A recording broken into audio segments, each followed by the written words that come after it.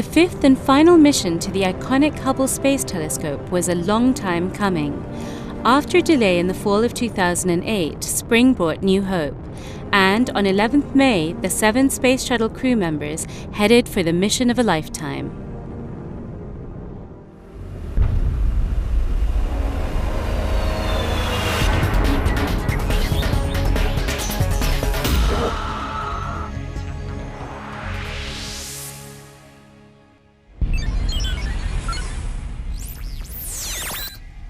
This is the Hubblecast, news and images from the NASA-ESA Hubble Space Telescope.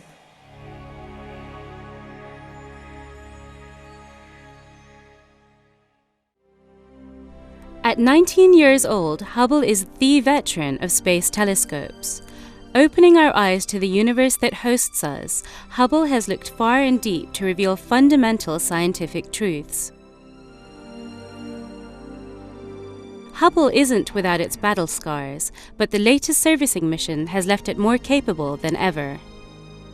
Astronauts had just 5 spacewalks to complete the Herculean tasks set before them, the installation of 2 completely new instruments and the repair of 2 others, and not to mention hundreds of smaller but still vital tasks.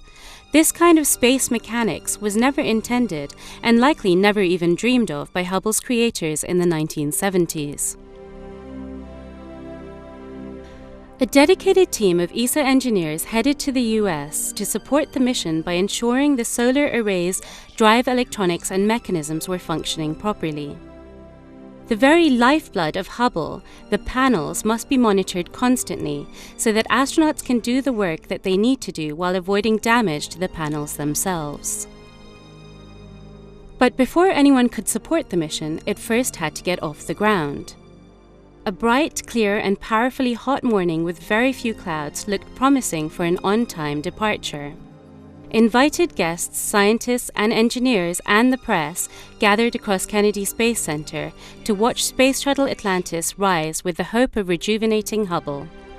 4, 3, 2, 1, and liftoff. At 20:01 on May 11, Atlantis roared off the launch pad and into the sky on its way to its historic rendezvous.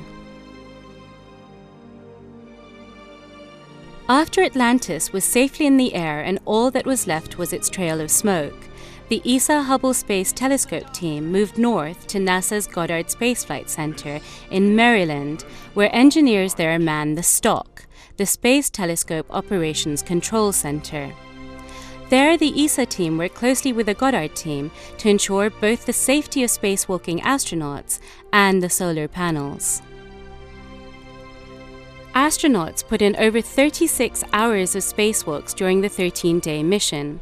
The workhorse WIFPIC 2 camera was replaced by its more powerful descendant, the WIF-C3 or Wide Field Camera 3. WIF-C3 will greatly enhance the observational capabilities of Hubble, providing enhanced field of view and broader waveband. Removing a refrigerator-sized instrument is no small task. Astronauts John Grunsfeld and Andrew Feustel removed Hubble's COSTAR package that was no longer needed to make way for the new Cosmic Origin Spectrograph, COS. COS will study the large-scale structure of the universe and the formation and evolution of galaxies, stars, and planets. It will also help determine the formation of elements considered essential for life, such as carbon and iron. Astronauts didn't just perform transplant surgery. They also did corrective operations on 2 existing instruments with great success. The Space Telescope Imaging Spectrograph, STIS, that combines a camera with a spectrograph and covers a wide range of wavelengths from the near-infrared region into the ultraviolet, was affected by a power failure. Astronauts had a particularly difficult time repairing STIS due to a stubborn bolt on the instrument's handrail. But after Houston gave astronaut Mike Massimino the go-ahead to use brute force, he was able to break the handrail and access STIS. The Advanced Camera for Surveys, another of Hubble's workhorse instruments, was also down due to power failure. The Servicing Mission 4 repair has brought it new life.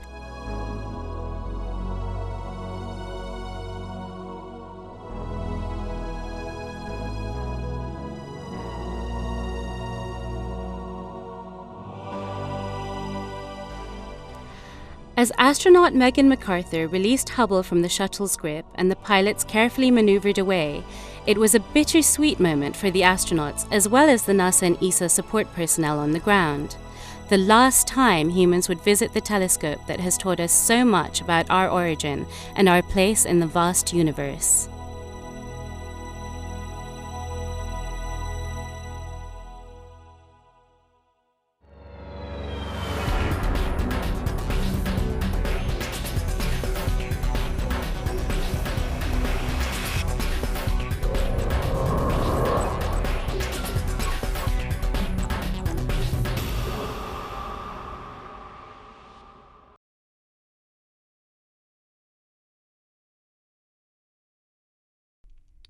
Now that you've caught up with Hubble, make sure to get the latest from the ground too.